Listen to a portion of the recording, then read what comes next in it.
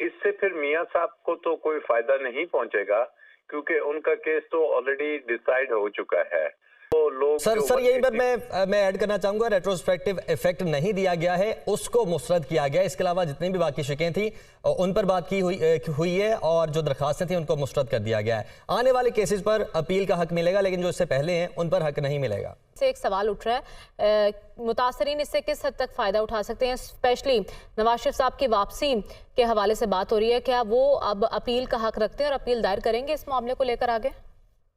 देखिए, बिल्कुल इसमें मुतासरीन अब ये देखना है कि जी अगर तो इसको रेट्रोस्पेक्टिव इफेक्ट दे दिया गया है तो फिर तमाम वो लोग सर यहीं पर मैं ऐड करना चाहूंगा, रेट्रोस्पेक्टिव इफेक्ट नहीं दिया गया है, उसको मुस्तरद किया गया। इसके अलावा जितनी भी बाकी शिकें थी उन पर बात की हुई है और जो दरखास्तें थी उनको मुस्तरद कर दिया गया है। आने वाले केसेस पर अपील का हक मिलेगा, लेकिन जो इससे पहले हैं